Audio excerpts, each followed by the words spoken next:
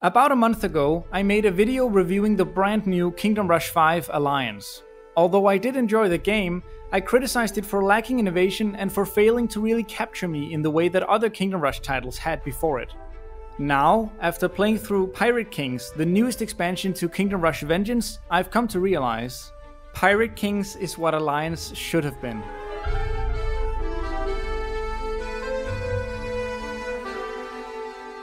Hi, I'm Holland and I have a lot to get through in this video, so I'll try to be succinct. First, I promise I'll flesh out the bold statement I just made about Pirate Kings, but before that I have to give a quick spoiler warning. This is a review of the Pirate Kings DLC for Kingdom Rush Vengeance, and if you're looking to play it for yourself without spoilers, you should do so before watching this video. No more stalling, let's get to the good stuff. Alright, Kingdom Rush Vengeance is the fourth installation in the Kingdom Rush series. Released in 2018, the game has been receiving free updates over the past 6 years, as well as a paid 5-stage expansion in 2023, containing 2 new bosses, a new hero, and a new tower. Now, in September of 2024, the game has a second paid expansion, Pirate Kings. Because I've been following Kingdom Rush more closely over the past year or so, I decided to buy and play through the expansion out of curiosity. I had a lot of thoughts about the DLC while playing it, and I wanted to share some of them with you in this review. Not only to help you decide on whether to purchase the expansion for yourself, but also to judge how well Pirate Kings has been executed compared to the also recently released Kingdom Rush Alliance. In Kingdom Rush Vengeance, we take on the role of a high general in Vesnan's dark army, and under his leadership must attempt to conquer the kingdom of Leneria. In the Pirate Kings DLC, Vesnan has set his sights on the seas and wants us to capture 5 Pirate Kings that rule an archipelago southwest of the mainland.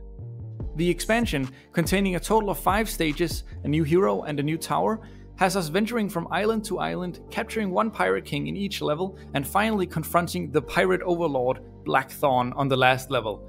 And yes, that is 5 bosses across 5 levels, meaning 1 boss per level. First, we're facing off against the Black Corsair on his cute little shuttle.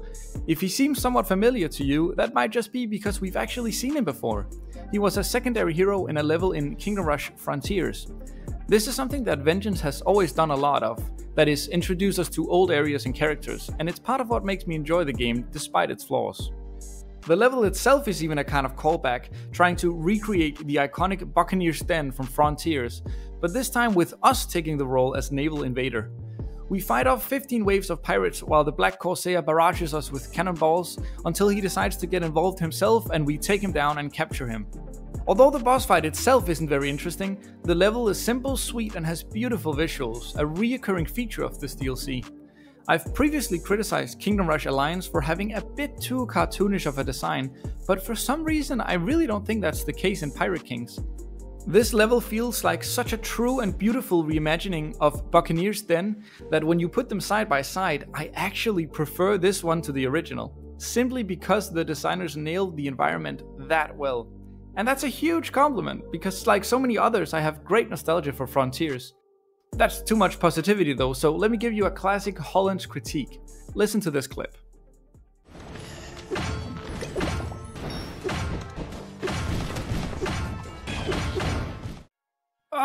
That is not a good attacking sound. And sadly, the audio design is where this DLC really shows some lacks. I'm not trying to be mean when I say this, but Ironhide needs to hire new sound designers, seeing as any of them let this get through. I'll show you more examples of the poor audio design later on, but now we have to move on to the next stage. Wow, look at this. I really like the look of the first level, but this one is arguably even prettier. The artists really nail the color palette perfectly.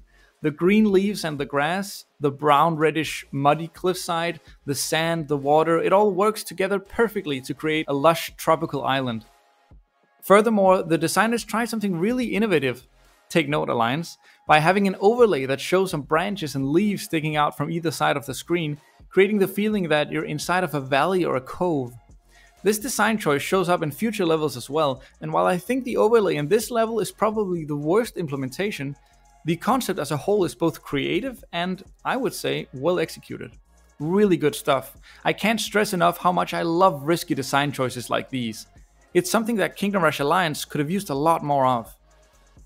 The theme of this level is monkey. Captain Macaque is a monkey, all enemies apart from some parrots and boulders are monkeys, and the captain makes your towers turn into sand monkeys for a short duration. Considering all of the monkeys, it's a pretty silly level, but it's nice with a silly level every now and again, and here it's done really well. Once you reach the final wave, the monkey captain pulls a fast one on you and drains the river flowing through the middle of the level, making it into a new path that he starts walking down. It's a cool twist that suddenly makes you reconsider where to build new towers, and I think it helps the boss fight stand out more than the Black Corsair did. A fun level with a cool twist at the end. I don't have anything else to say, well, except for remarking on the sound design, of course. What the heck is this?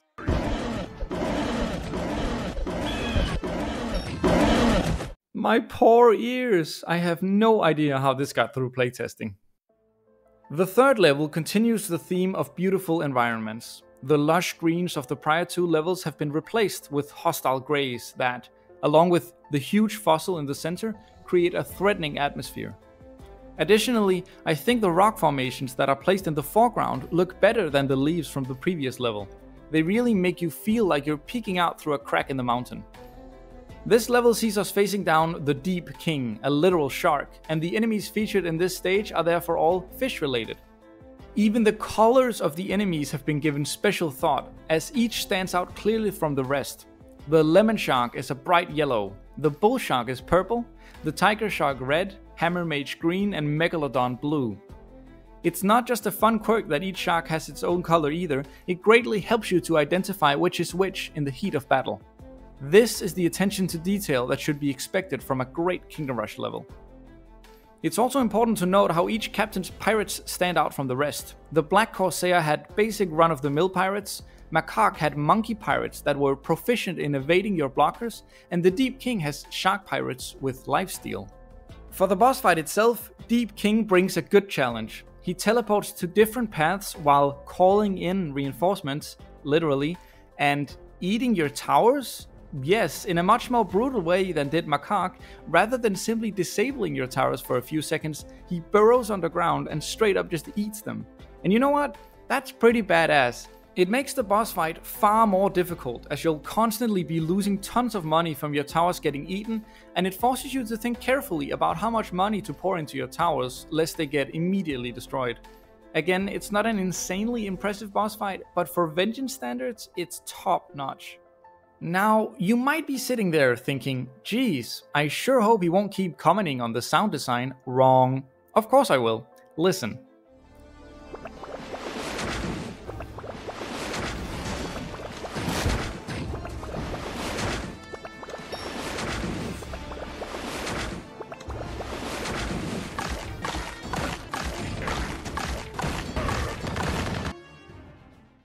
Come on, man. It's actually really starting to baffle me how this got through testing.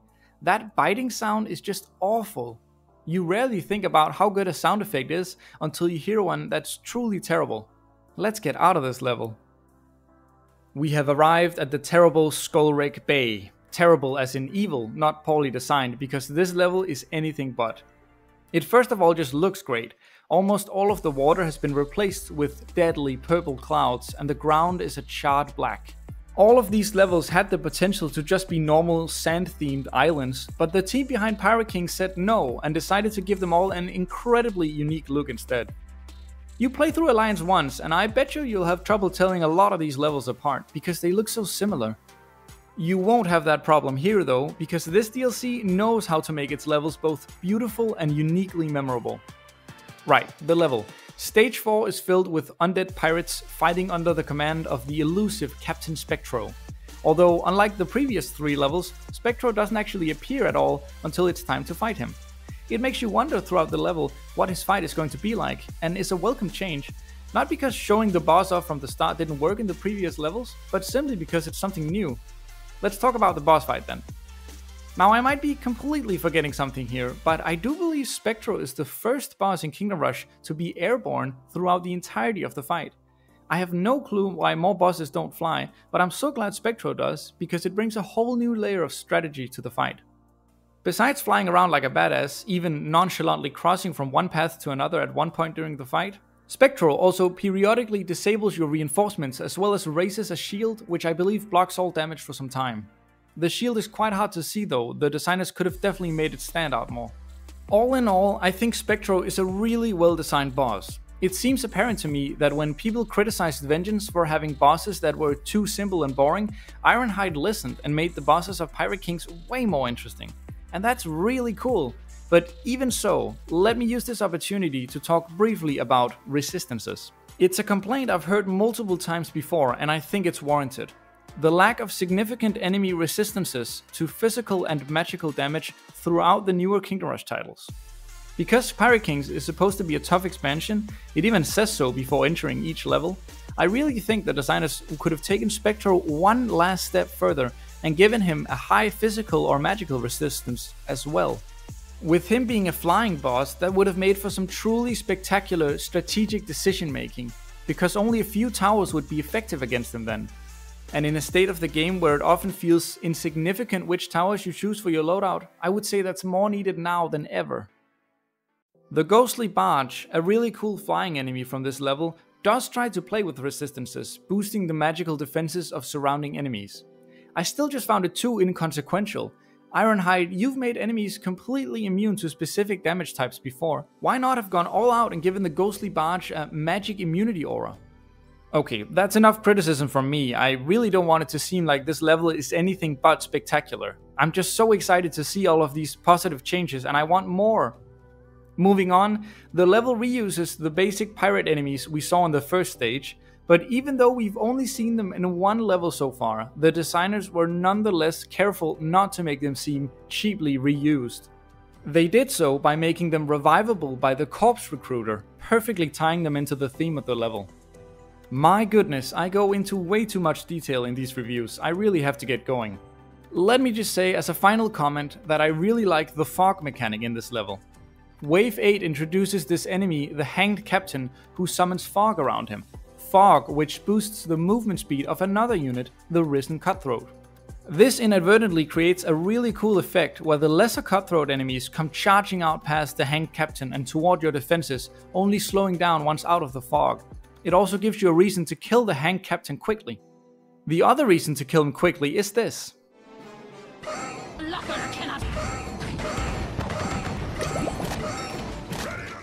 Jesus Christ, this guy sounds like a chain smoker on his last few breaths. Audio design must have been smoking something too if they actually thought this was a good sound effect. We're now at the final stage, and something really cool has happened in between levels. The 4 captains we've managed to capture so far have all escaped. It's a small plot element, but I really appreciate it. It's rare that Ironhide reverts story beats that have already happened, and it's fun to see our plans thrown off slightly, rather than each level completion always being an unimpeded step closer towards the end goal. Anyways, the captains have all fled to some treasure cave where they intend to have their final stand. Looking past some oddities in the rock formations in the foreground, this level is once again both beautiful and unique with yet more great use of contrasting colors. I keep mentioning it each level, but Pirate Kings is truly an example of the modern day Kingdom Rush art style at its absolute best. Apart from Blackthorn, the 5th and final pirate in the expansion, the level contains no new enemies and instead reuses enemies from the previous 4 levels. This can hardly be levied as a critique, however, as the expansion has already been so good at not reusing assets up until now. I think throwing everything into one level for a final all-out brawl works just fine for this expansion.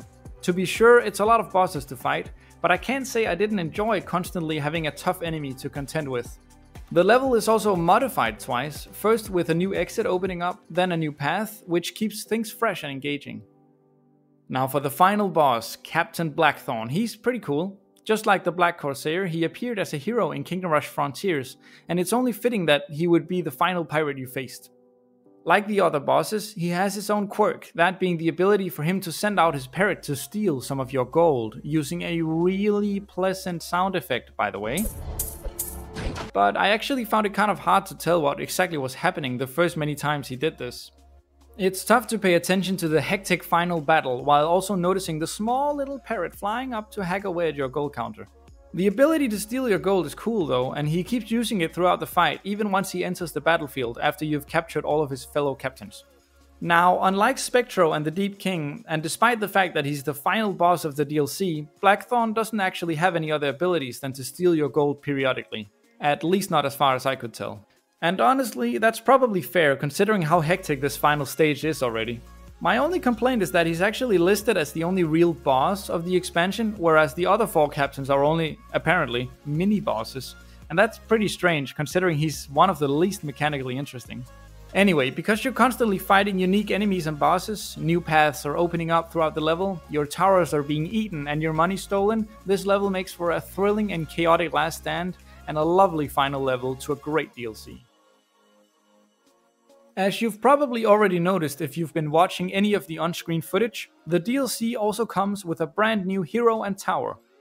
The new hero is Lucerna, a ghostly pirate piloting a spectral ship. Her hero spell summons a battle flag, which turns enemies over to your side for a short period of time. She's a neat hero and very fitting for the expansion, and her hero spell is quite original too. I don't have much else to say about her actually. Oh yeah, she's got a really cool death animation. Alright, I guess I do have one pet peeve with her. She's this badass pirate on her ghostly pirate ship, right? But every time you try to move her more than 1 centimeter away from her current location, she doesn't fly there in her awesome shuttle, she teleports. Because her actual movement speed is pathetically slow, especially for her being on a damn ship, so instead, she's eaten by a shark and then teleported? It's kinda cool, but I think the animation looks a bit whack, and also, I wish she would just sail there instead of teleporting. Definitely a bit of a strange design decision, but oh well, a pretty cool hero nonetheless. And for the new tower, the Ogre Shipwreck, it's one of the most intricately designed towers in all of Vengeance. Why? Well, each and every time you upgrade the tower, rather than it simply gaining more stats, it actually gains a new ability. At level 1, it just acts as a barracks with 1 blocker. At level 2, it gains another blocker. At level 3, the tower now has a ranged attack. And at level 4, it gains an artillery attack. And that's not even mentioning the final 3 upgrades. Now there is an argument to be made that this tower is a prime example of one of the issues that newer Kingdom Rush games face, that being the lack of importance of choosing your tower loadout correctly. When fully upgraded, the Ogre Shipwreck single-handedly functions as both a barracks, ranged and artillery tower. All it's missing is a magical attack and it would literally cover every niche. But if you look past that issue, it's at least clear that the designers did anything but slack off when designing this tower. And that's a really important part of why I think Pirate Kings feels so much more exciting to play than Alliance. When I play Pirate Kings, I constantly feel like the designers are trying to impress me by going one step further with every aspect of the game. The levels, the bosses, the new tower, and I love that. It's exactly what I felt was lacking in Alliance. Okay, lastly, I wanted to cover a few miscellaneous points.